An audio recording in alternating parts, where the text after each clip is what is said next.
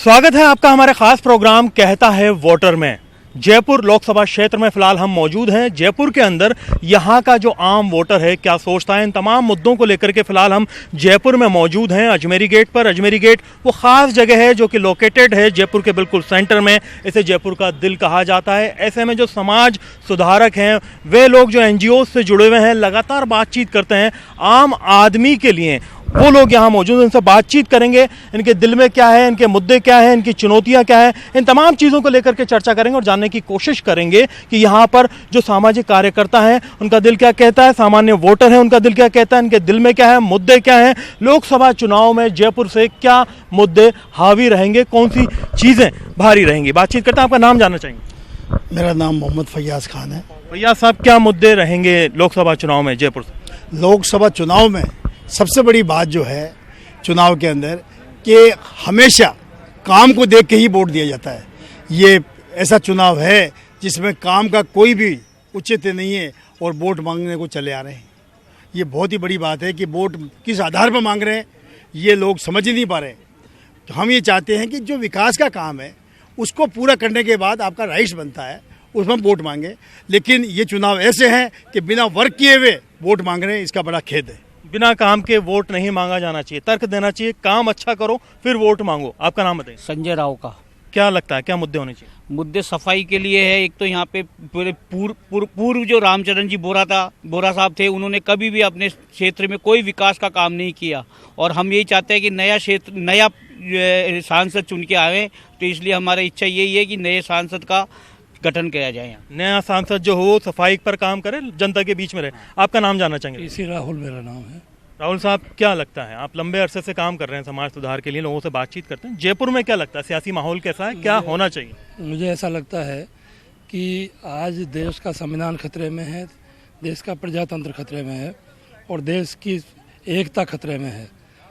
क्योंकि इन 5 सालों में जो बीजेपी सरकार है उसने भारत के संविधान को बिल्कुल तार-तार कर दिया है, प्रजातंत्र को तार-तार कर दिया है और लोगों में इतनी फूट और नफरत पैदा कर दिया है कि देश जो है। ये हमेशा कहा जाता है, आपकी बात मैं मानता हूँ, एक तरफ देश का संविधान और देश में लोकतंत्र खतरे में बताया जाता है, दूसरी तरफ पूरे देश को खतरे में बता दिया जाता है। वास्तविकता में खतरे में है कौन? तर्क क्या है उसके पीछे? तर्क ये है कि जो है ना, ये जाति और धर्म के आधार पर लोगों को आपस में लड़ाया जा रहा है। जो संवैधानिक के जो इंस्टीट्यूशंस हैं भारत के, उनको ख़त्म कर दिया गया है। जैसे सुप्रीम कोर्ट पर बहुत बड़ा खतरा है। जो इलेक्शन कमीशन है वो स्वतंत्र नहीं रहा और गवर्नर का ऑफिस है वो भी स्वतंत्र नहीं रहा। रिजर्व बैंक को ख़त्म कर दिया गया है। यानी कि हर जो कॉन्स्टिट्यूशनल इंस्टीट्यूशन है वो सबको ख़त्म कर दिया गया है। तो प्रजातंत्र बचा कहाँ? संवैधानिक संस्थाएं सुरक्षित होनी चाहिए, जब संविधान सुरक्षित रहेगा। आपका नाम जानना चाहूँ? डॉक्टर राम प्रकाश जी, क्या लगता है आपको जो पार्लियामेंट इलेक्शन है 2019 किस दिशा में जा रहा है? आम मतदाता क्या सोचता है? देखिए, जब से देश आज़ाद हुआ है तब से लेकर जो आज का परिवेश है उसमें राजनीतिक मूल्य काफ़ी बदल चुके हैं। मुद्दे जो स्थानीय मुद्दे हैं वो पूरी तरह से गौण हो चुके हैं और लोगों को आज जो है बहुत ज़्यादा जो संघर्ष है वो करना पड़ रहा है। GST और नोटबंदी ने जो आम व्यक्ति है या असंगठित जो क्षेत्र है उसकी कमर तोड़ के रख दी है और जैसे जैसे उठता जा रहा है वैसे जो राजनीतिक मुद्दे हैं वो सारे के सारे गौड़ होते जा रहे हैं। वही कहीं धर्म की बात होने लगी है, कहीं जातियों की बातें होने लगी है। धर्म और जातियों की सियासत नहीं होनी चाहिए, डेवलपमेंट की बात होनी चाहिए। आपका नाम बताइए। सवाई सिंह जी, क्या मुद्दे हैं, जनता की बात क्या है, जनता क्या बात रखना चाहती है जो सामने नहीं आती? जनता तो देखिए अपनी समस्याओं को सामने रखना चाहती है, लेकिन राजनीतिक दल उन समस्याओं के बजाय कैसे वोट लिया जाए ये ही योजना और तकनीक भिड़ाए हुए हैं। आप देखेंगे कि मुख्य रूप से सत्ता में जो रहता है उसका मूल्यांकन किया जाता है। लोकतांत्रिक व्यवस्था में ये पहली चीज़ होती है कि 5 साल का मूल्यांकन करें और 5 साल का मूल्यांकन अगर हम आज करते हैं कि 5 साल में क्या हुआ तो देखेंगे कि 5 साल पहले जो कुछ कहा गया था उस पर रत्ती भर भी कोई काम नहीं हुआ और काम हुआ नहीं, वोट के लिए फिर से आ गए मैदान में और मैदान में आए हैं तो उन मुद्दों को जो 5 साल पहले उन्होंने कहे उनसे कैसे लोगों का ध्यान हटे ये दिन रात उनकी ताकत लग रही है। वास्तविक मुद्दों से भटकाया जा रहा है। बिल्कुल वास्तविक मुद्दों से भटकाने के लिए आप देखेंगे नई बातें और समाज को तोड़ने वाली बातें ये सामने लाई जाएंगी। सेना तक का भी आप देखेंगे कि इस्तेमाल नहीं होना चाहिए। राजनीतिकरण हो रहा है। जी बिल्कुल, सेना का राजनीतिकरण नहीं होना चाहिए, बहुत अच्छी बात कही। सत्ता पक्ष जो है वो भटका रहा है, ऐसा उन्होंने कहा। विपक्ष का ये काम होता है कि वो मजबूती से उन चीज़ों पर, मुद्दों की बात करें। कितना मजबूत मानते हैं आप विपक्ष को? आपका नाम बताइएगा पहले। हाँ, मेरा नाम है कुसुम साहिवाल, मैं जनवादी महिला समिति की राज्य महासचिव हूँ। दरअसल में ये चुनाव, जो लोकसभा का चुनाव हो रहा है, ये धर्म और हिंदूवाद को लेकर लड़ा जा रहा है, लोगों को भटकाया जा रहा है। जैसे कॉर्पोरेट घरानों को जो लाभ पहुंचाया है मोदी सरकार ने, पर ये मुद्दे को गौण कर दिया गया है और हिंदूवाद ज़्यादा पनप रहा है। तो मेरा मानना है कि जो भी सरकार आ रही है वो अपने मुद्दे बोलते हैं, जैसे बेरोजगारी हटाएंगे, स्वास्थ्य। सत्ता को क्रिटिसाइज करने वाली बात है। विपक्ष कितना मजबूत होना चाहिए अपनी बातों को मजबूती से रखने के लिए? विपक्ष को होना चाहिए कि जो मुद्दे हैं उन पर कायम रहे और जो उनका जनता है उस मतलब उनके मुद्दों को ख्याल रख के और आगे सरकार बनाई जाए। आपका नाम बताइए। जी, मैं संगीता यादव। संगीता जी, क्या लगता है आपको, विपक्ष है मजबूत उतना? जी, मेरे को तो अभी तक तो कुछ नज़र नहीं आया। इन 5 सालों में हमारे जो मुद्दे थे अभी तक वो पूरी नहीं हो पाए हैं। साफ़ सफाई है, राशन है, पेंशन है, सारे में घपला चल रहा है। और जो बेटी पढ़ाओ बेटी बचाओ, सारी परेशानियाँ बेटियों पे ही आ रही है। आज छोटे कपड़े पहन के नहीं निकल सकती, बेटियों को अंदर रखो, ऐसे मतलब कई परेशानियाँ बेटी को सामना करना पड़ रहा है। जी बिल्कुल, आपका नाम बताइए। मेरा नाम सुनीता चौधरी है और मैं जनवादी महिला समिति से उपाध्यक्ष हूँ। आज जो अपने लोकसभा चुनाव की बात हो रही है, तो इसमें सबसे ज़्यादा मेन मुद्दा है अपना कि हमें हमारा मजदूर के लिए रोज़गार चाहिए। हमें अपने आदमी और औरत के लिए रहने के लिए मजदूरों की हिमायत करती हैं, तो मजदूरों के लिए प्रॉपर रोजगार हो, उनके लिए प्रॉपर कानून हो, जो लेबर लॉ है उसके तहत काम किया जाए। जी बिल्कुल हुआ जाए, क्योंकि है ना, क्योंकि संशोधन जो करते हैं वो भी है ना मजदूर के विरोध में संशोधन हो रहा है। और जब कभी भी ठेकेदार को काम दे देते हैं और ठेकेदार के थ्रू भी काम लेते हैं, लेकिन ये होना नहीं चाहिए। आम मजदूर को जब चाहे जब आप हटा दीजिए, जब चाहे जब निकाल दीजिए। ये पता नहीं, यहाँ तक कि देख लीजिए आज हमारी जो बहनें हैं ज़्यादा से ज़्यादा दारू से दुखी हैं। और जो मैं कहती हूँ, जो अगर जो संसद में भी बंद करने की आप हिमायत करती हैं, शराब की मतलब? बिल्कुल, अगर ये, और यहाँ भी राजस्थान में भी होनी चाहिए, क्योंकि आम जनता, आम महिला, आम बेटियाँ, जितने अपराध बढ़ रहे हैं सब ये दारू की वजह से हो रहे हैं। ये बंद होना चाहिए। इसको एक रोजगार का दर्जा दे के नहीं है मोटे मोटे सेठों ने और खरीद रखा है और जगह जगह कॉलोनियों में दारू बिकी जा रही है। इस पे ऐसी सरकार बने जो इन चीज़ों को हमारी महिलाओं के, हमारी बेटियों के, हमारे आम मजदूर के और पक्ष में बात करे और हमारे किसानों के पक्ष में। बहुत अच्छी बात है। आपका नाम बताइए। मेरा नाम रमा है और राजस्थान महिला कामगार यूनियन में काम करती हूँ, घरेलू कामगारों के साथ। और मेरा जो मानना है, विपक्ष की जो आप बात कर रहे हो, तो विपक्ष बिल्कुल मजबूत भी नहीं है। अगर सरकार जो सरकार सत्ता में है, अगर वो काम नहीं करते, विपक्ष का काम है उसको बार बार याद दिलाए, बार बार मजबूती से उन मुद्दों को उठाए, ऐसा नहीं है।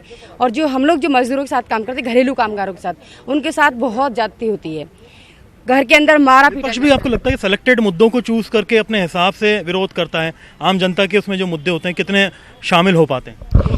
बहुत कम शामिल हो पाते हैं। बाकी अगर विपक्ष का काम होता है, अगर विपक्ष क्यों चुनते हैं कि अगर मान ली सरकार जो है सत्ता में है वो काम नहीं कर रहा, तो विपक्ष उसके ऊपर बात कर सकता है, क्यों नहीं काम हो रहा है उस पर लेके बात करे। काम क्यों नहीं हो रहा है, क्या लगता है आपको? कौन कौन सा काम है जो होना चाहिए था, नहीं हो रहा वास्तविकता? आपका नाम पहले बताइए। मेरा नाम हरकेश बुगालिया है और मैं शहरी गरीबों की बात करूं। जयपुर के अंदर सबसे बड़ा शहरी गरीबों का और स्मार्ट सिटी का जो मामला है, आवास का सबसे बड़ा मामला है, पानी का सबसे बड़ा मामला है, रोजगार का सबसे बड़ा मामला है। और उसमें जो है विपक्ष ने उसको लेके बड़ा एक जन आंदोलन खड़ा नहीं किया पिछले 5 साल में। और वर्तमान में जो हमारे कैंडिडेट हैं लोकसभा के, उन्होंने भी उस पर काम नहीं किया है।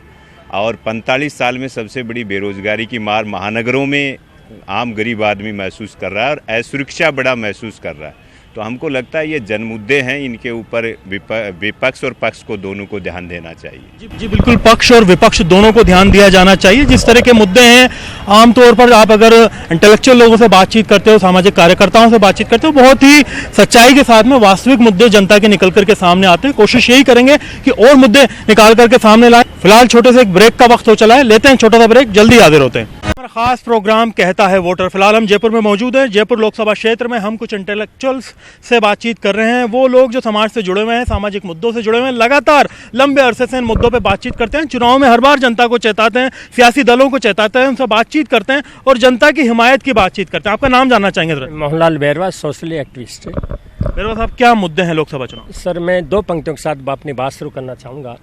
इस धरती का क्या चांद सितारों का क्या होगा, शिव की गंगा बहती गंगा भी पानी है, आबी जमजम भी पानी है, मुल्ला भी पिए पंडित पिए, पानी का मजहब क्या होगा।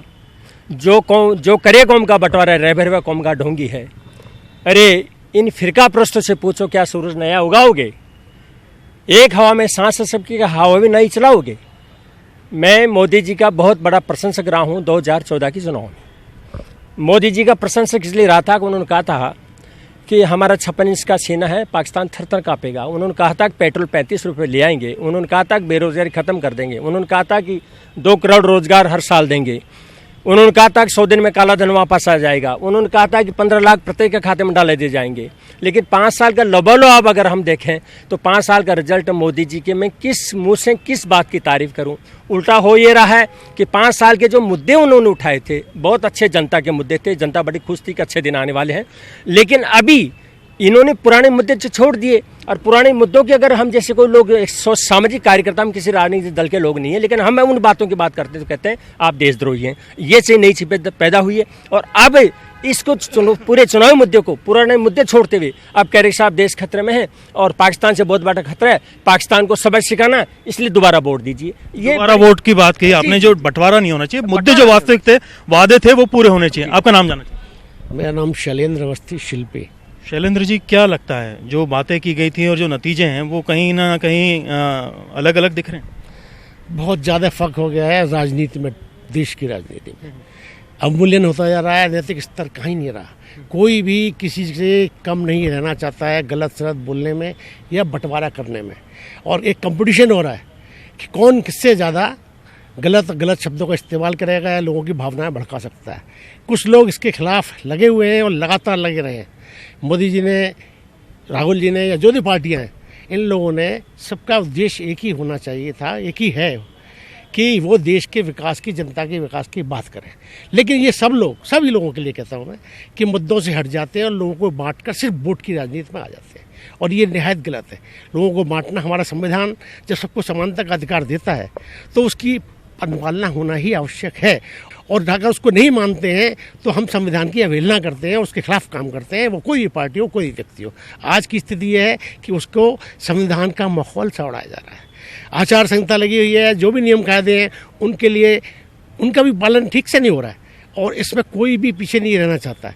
सबसे बड़ा दोष परिवार में जो बड़ा होता है उसको होता है। अगर मैं अपने परिवार में गलत सब तरीके डालूंगा तो निश्चित रूप से मेरे आगे वाले भी वही सीखेंगे और मेरे साथ वाले भी देखेंगे।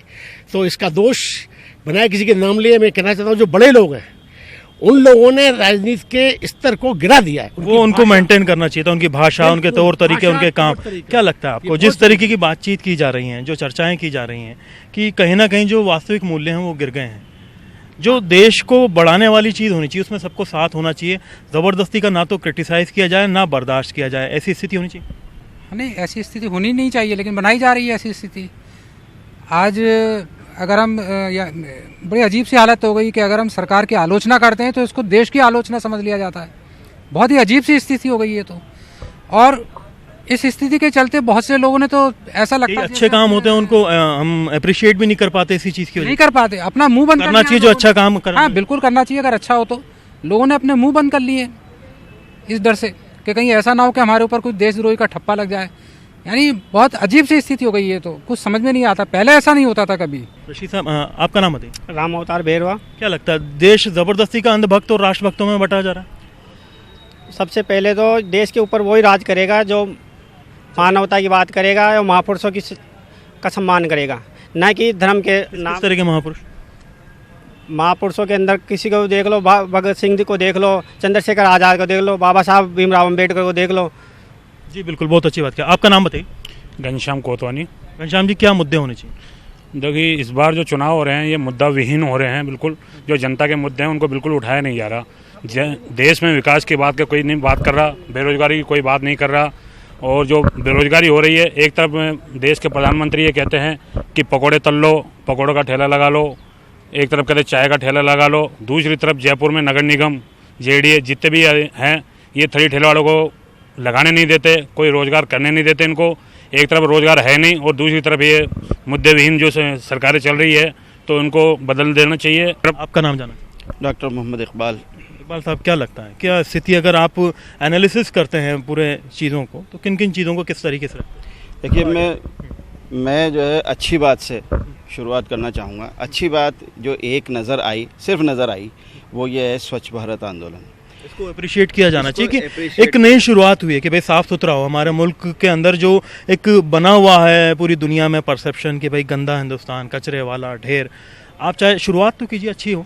ये एक अच्छी शुरुआत और एक अच्छा काम कहा जा सकता है, लेकिन हम जानते हैं कि धरातल पर जो लोग इसको इम्प्लीमेंट करने वाले हैं वो तो वही हैं जो पहले थे, तो जाहिर है कि उतना अच्छा इम्प्लीमेंटेशन इसका भी नहीं हो सका और जो इसके रिजल्ट्स आने चाहिए थे वो नहीं आ पाए। ये पॉजिटिव बात हुई। ये पॉजिटिव बात। और ये आप देख लीजिए, रोज़गार के मुद्दे पर ये जो सरकार है वो फेल है।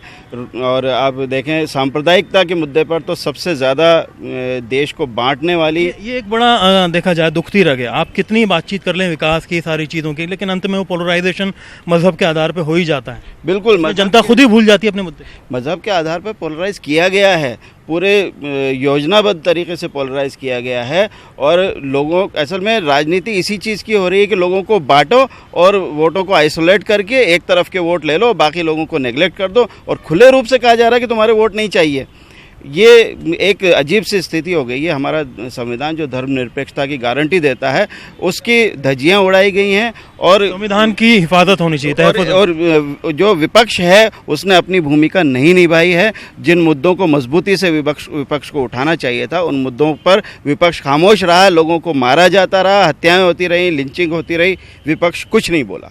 जी बिल्कुल, जो वास्तविक मुद्दे थे विपक्ष के वो बोलने चाहिए थे। आप आगे आ जाइए, आपका नाम जाना चाहूँ। मैं जगमोहन जोशी हूँ। जगमोहन जी, क्या लगता है जयपुर में क्या होने वाला है, लोकसभा चुनाव में क्या होने वाला है? देखिए, ऐसा है, जो इन्होंने बात कही कि भाई जो स्वच्छता का मुद्दा है वो बहुत अच्छा है और वाकई में हमें स्वच्छ होना चाहिए, हमारे देश को स्वच्छ होना चाहिए, इसमें कोई दिक्कत नहीं है।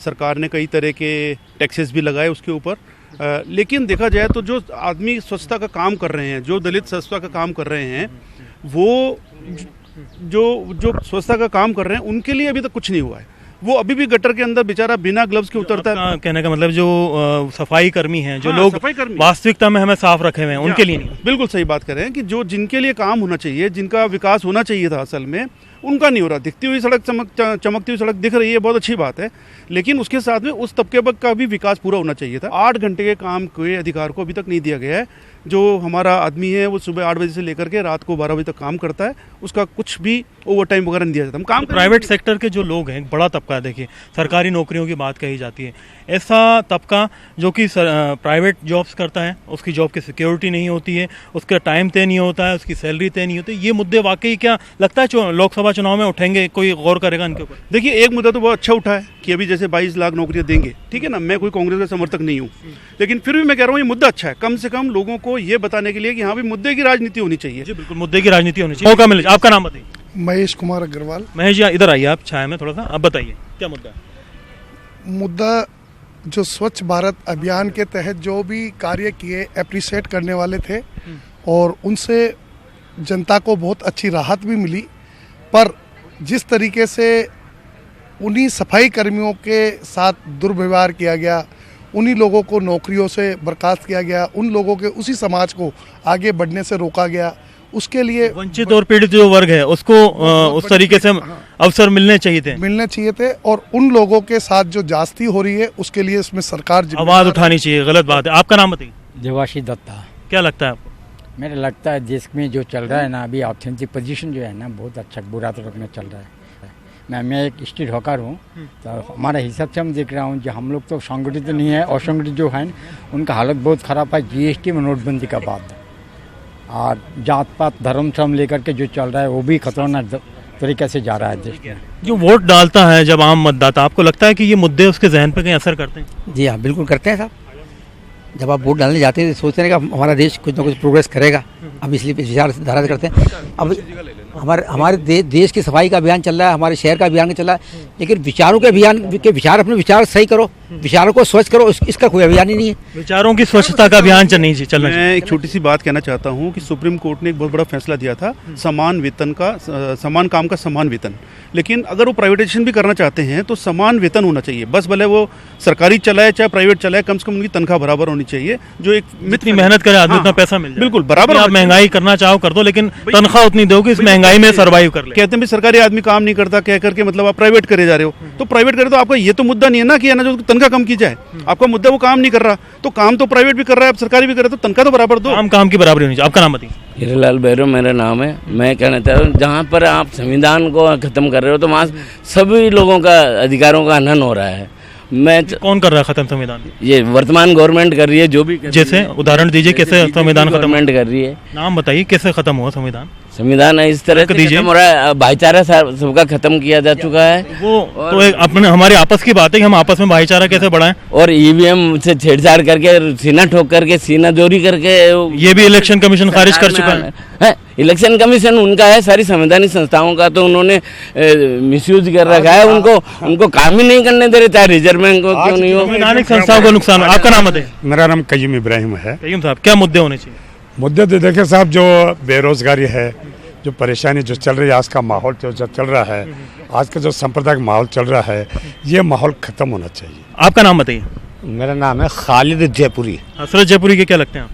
मेरे रिलेशन में है। जी बिल्कुल। क्या लगता है जयपुर का क्या मूड है? जयपुरी आप हैं, बताइए लोकसभा। तो मैं ये सबसे पहले तो ये कहना चाहूँगा कि जितने भी राजनेता हैं उनकी आप भाषा देखिए, किस तरह की भाषा हो रही है।